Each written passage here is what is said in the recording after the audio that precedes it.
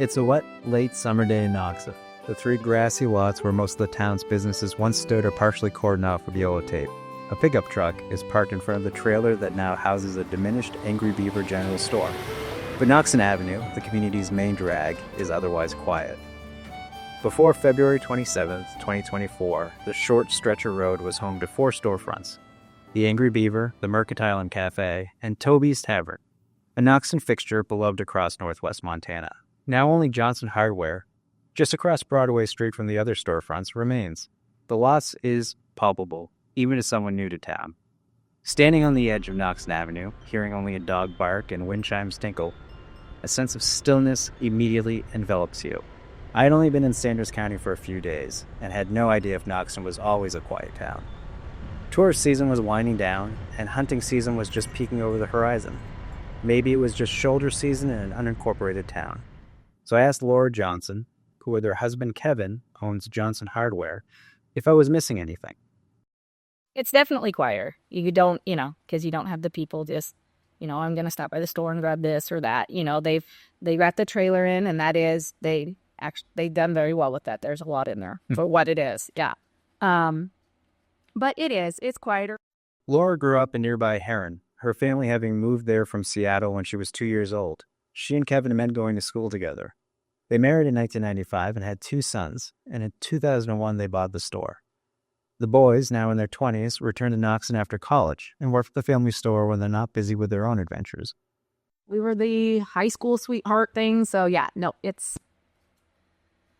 been good. It's good to raise the kids here, and, it's a great place to be. The hardware store remains busy, the waves of customers coming in cycles determined by the workday and season, Laura tells me. Contractors arrive first thing, and by mid-morning business is steady. When I talked to her, the temperatures were just beginning to dip, a reminder for a lot of people that time was running short on getting their projects done before winter. Noxon is like that too. The regional school just down the street from the hardware store still draws people into town, Laura says. But the absence of the three stores, particularly Toby's, remains felt. Life goes on, sure.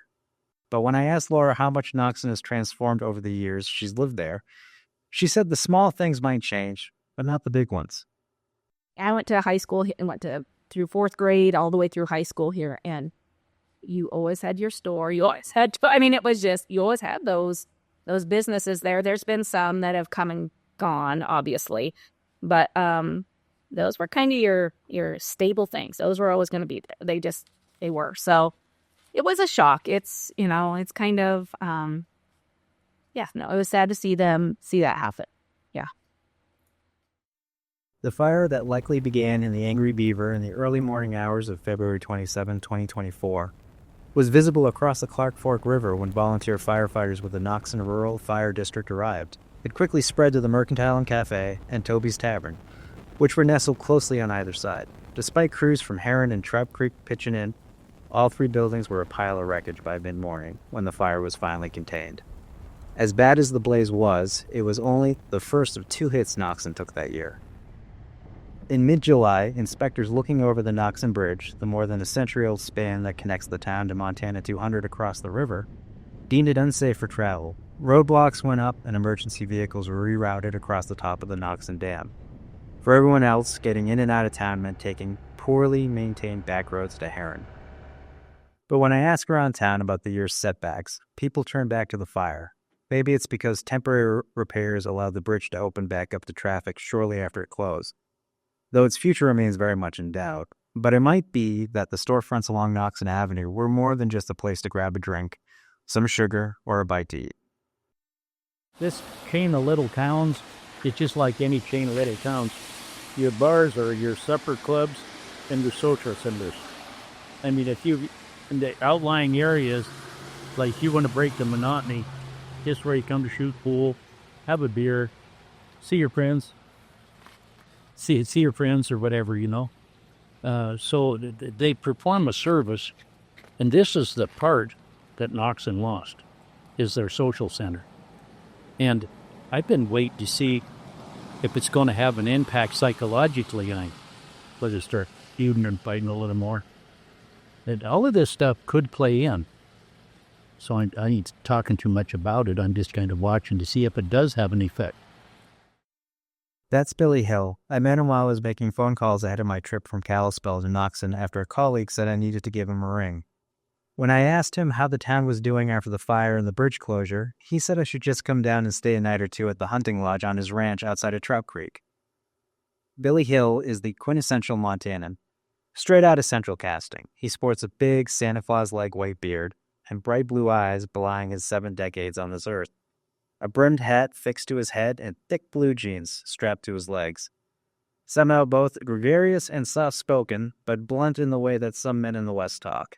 He's been a lot of things: a soldier, rancher, guide, candidate for sheriff, and, back in his younger years, a magazine model for a line of boots.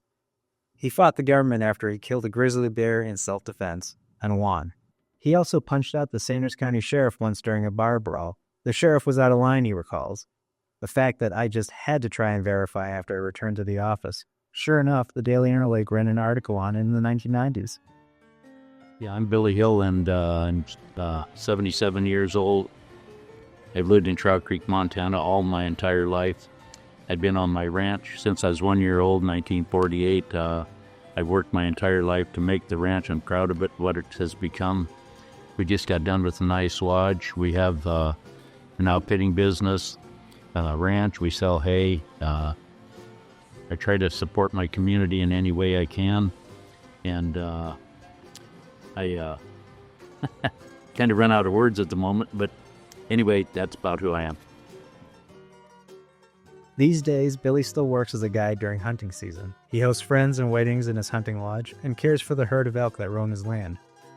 But he also likes to pop into town for meals and a night of dancing. If you tag along with him, you realize that everyone knows Billy, and he knows everyone else, and most everybody gets together at one of the handful of bars and restaurants that dot the clusters of homes strung out along the highway running from Sanders County into Idaho. They are. They're your hub. They're the hub of the community. For business, recreation, romance. They're the hub. Billy, like everyone else I spoke to in and around Noxon late last summer, was aware of the rumors that someone local with money was eyeing the vacant property on Noxon Avenue and might put up a bar where Toby's once stood.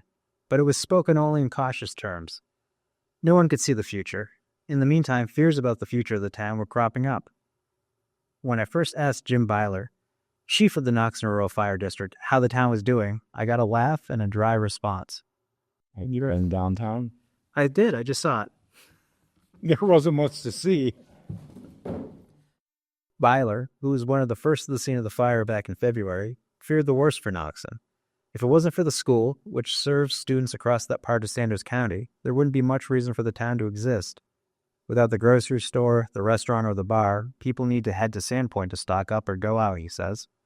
Habits like that are hard to break. I think people are just they're just gonna forget about it. Say, that is the new norm. There's nothing here, so we're going somewhere else. We go to Trout Creek or Sandpoint. Samuel Overman, another firefighter with the rural district, says he can see that happening within his own home. His wife loved the Mercantile and Cafe. It was a great dinner date spot. Well, my wife used to like to go to the Mercantile to eat, right? Quite often, and I'm like, let's go to Noxon. She's like, there's nothing in Noxon for me now. I don't want to go to Noxon. So, and I'm sure there's hundreds of people like that. What's even more worrisome for Jim is that people have mostly stopped complaining. You used to hear someone griping about the lack of a restaurant or store. Now they're just used to going elsewhere. Well, you think about it. If you live around here, well, we can go get something to eat. Well, let's go over to the hardware. Now that's all you have is a hardware. Nothing to eat. Well, let's go to Sandpoint then. We can do it all. There's how you keep it. You got one choice here, and that's the hardware. Johnson Hardware was one of the first stops Billy and I made together in the Noxon area. That's where he bumped into Doug Horner, a local builder, while he was walking the aisles. Doug wasn't so worried about people getting used to leaving town for supplies, for a warm meal, for a night of dancing. He told me that people in that part of Montana are already used to driving, but like a lot of people I met in Noxon, he wished that there was a local spot to get together. One thing we've been missing for a long time is a cafe. That was a place the old boys would get together, he tells me. A place to take your family, a cafe or restaurant type deal, a store that is stocked with always necessities. While Laura and Kevin Johnson were home that day, their sons Austin and Aaron were minding the shop.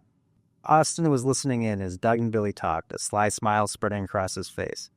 There's plenty to do, he says. Go to a volleyball game, he says from the counter. Go to a football game. Where do you go for a steak? Where do you dance? Where do you meet a girl? Billy says straight back at him. Count the Johnson brothers among the more optimistic in town, or maybe just stoic. When I spoke with them, they said the loss of the other businesses was a big hit to the town, particularly Toby's Tavern. The pair said it housed most of Noxon's history inside its walls. While they miss getting referrals from the other stores on Noxon Avenue, business has been normal, they said.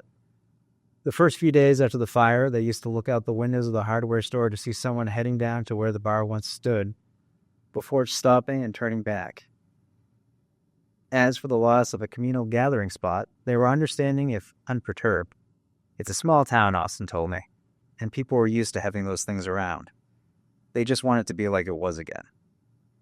But there's nothing stopping a group of friends or a family or the community from getting together in other ways, he says. The mood at the Hereford Bar, about 4 miles west on the highway from Noxon, is defiant. Owner Kim Scythe bought the landmark in 2018 and reopened it several years later. It started right in March during COVID, and it boomed. As soon as we opened the door, someone posted it on Facebook, and we got ran over. I was ready to close and lock the doors. And the lady across the street came over and helped us, deal with the crowds, and it was a lifesaver. But the storied lodge caught fire in December 2020 and burnt down. Scythe was undeterred. They began rebuilding, a big 2-story log building, and opened the doors again before they even had a running toilet installed. In those early days, she told me, customers used a portable toilet. They hung tarps to keep it heated. No one complained, she says. We opened it up in December of 2021, the day we would lose our liquor license. It took us, we had a year to get it open, or we would have lost our liquor license. Okay. So it was that day. And we opened with no bathroom. It was a porta potty outside. It was horrible in the dead of winter. Do what you got to do. You do, yes. Kim and her family, all of her adult children take turns helping managing the joint, began adding back amenities a little at a time. But in January 2024, about a month before the fire that claimed Noxon's business district, tragedy struck again. They're not sure how it started, but a second fire in the Hereford Bar burned it to the ground. Like the first, a cause was never found. Despite the obstacles, her insurance dropped her the day before the second fire, for example. Kim won't give up. These days, she operates the Hereford Bar out of a secondary building on the property. Gambrel-roofed building with a dirt parking lot facing the highway. It was a bar at some point prior in its history, which made the conversion easier. Before the fire, it was mostly used to house fireworks. Let it What's all? process to rebuild. How to go? I just got to deal with a couple problems. They don't need to know what them are. It's just good to hear that. That's right. I'm rebuilding. The Hereford's still here. This isn't where I want to be, but it's working. It's Phillips Ray. It will. I know it will. I know it will. And you sound like you're full of optimism. I have to be. I'm coming back one way or another. So when Kim heard about the fire in Noxon, particularly the loss of Toby's Tavern, her heart broke a little. It was a community museum as much as anything else, she says, and she knows that for its present owner, Toby's daughter Gail, it was like losing her father all over again. The devastation is huge. I mean, you put everything into something and lose it. It's unreal. This is the first time I've ever been around fire was here. Like a lot of people around Noxon, Kim is worried about the community's future. It's already picked up a nickname, she says, Tombstone. The loss of Noxon's businesses, combined with the failure of the bridge, has dampened spirits around the town. The red shit burn. I think they put in. There's a lot of depression here. I think it's hurts, the morale there. I think it's really has. When the bridge went down, that was very, like, another catastrophic thing for everybody. So, and hopefully it's going to be an easy fix. But when they shut it down, it was a big deal. But she's not giving up despite the fires. Although there remain financial hurdles ahead, Scythe plans on rebuilding. Noxon isn't down for the count either, she says. And everybody's calling Noxon now Tombstone because they don't think that we can come back. Back in Noxon, I get a chance to meet Kevin Johnson at the hardware store on my last morning in town. When I first popped in and met his sons, they warned me he likely wasn't coming in that day and probably wouldn't shoot over on my account. When I asked if that was because of a scheduling conflict or because he didn't want to speak with the press about the fire, they laughed. He's the unofficial town mayor, they said, and he knows it. Some days, he likes it. Other days, not so much. Yes, unelected town mayor. Yeah, unelected, and that's the way it's going to remain.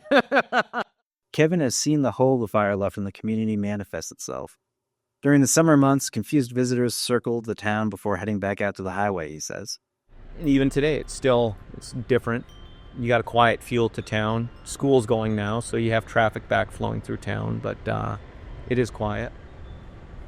I was telling the bar owner the other day, I said, yeah, we still see motorcycle groups coming through in the summertime. They're coming off the highway, and you can hear them coming down.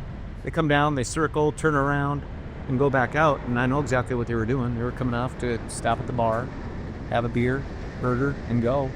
And we've only had a couple of them pull in here that have said, hey, we've been on this ride before, and where's that restaurant at? Where's that bar at? And there have been people who've stopped in wondering, and they just, unless they didn't remember it there, but once you pointed out to them, it was pretty tough. So, yeah. But as far as what the future might hold for Noxon and his 3 vacant lots, I'm not on the list of people Kevin is willing to speculate with. It's private property, he tells me, and those property owners can do with it what they like, what makes sense for them. He understands, though, that the questions are coming from a place of concern, and what he might want to see go up in the place of the Angry Beaver, the Mercantile and Cafe, and Toby's Tavern doesn't really matter all that much. If I had a quarter for every time somebody said, what do you think's going to happen with the town, I probably could have rebuilt the store twice. Because, a lot of people, people care. That's why they do that. But there has been, what do you think, Kevin? And really what I think about what's going to happen down here doesn't matter because it's someone else's property. So but no, it's always going to happen. So as long as we're in the business, people are always going to ask us. And if it wears on us, that's okay. We only have to do this for 20 more years. I did ask him, though, if he was worried at all for his business. After all, several of the people I spoke to were concerned that those who live in and around Noxon might get used to running to Sandpoint for their goods. They might stop dropping by the local hardware store if they need to cross into Idaho anyway. Kevin waved that away. Zero concern about that. If the bridge closed, that might change things. But, as far as things are right now, it's really regular. It's business as normal for all of our... Sorry, we'll get that off there. Thank you. It's the vendor side that's different for us. Because, customers aren't leaving town with 28,000 pounds worth of freight that they need to cross the bridge with. It's vendors that are coming into town with possibly an abundant amount of freight that we have to make arrangements for to come into town. But as far as the customers, we've got a very loyal customer base. They know us well. Oftentimes they don't want to drive to Sandpoint. They don't want to drive to wherever it might be to get their products. And so I have no concerns about that. It's just a matter of keeping that bridge open to the public so that we can get our kids to school and get supplies for the entire town. Hopefully a grocery store, a bar, and a restaurant someday.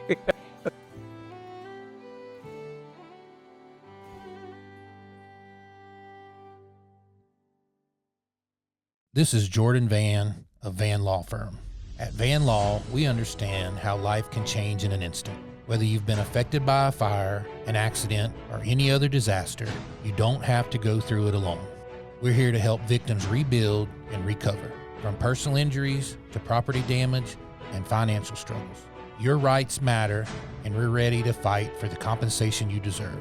If you've been injured or affected, we'll work tirelessly to address your medical bills, lost wages, and pain and suffering. Our experienced office will guide you every step of the way. Reach out to Van Law today for a free consultation. Call us now at 406-VAN-LAW. That is 406-826-6529. or you can find us online at vanlawfirm.com. Van Law. When it feels like everything is lost, we'll help you find your way forward.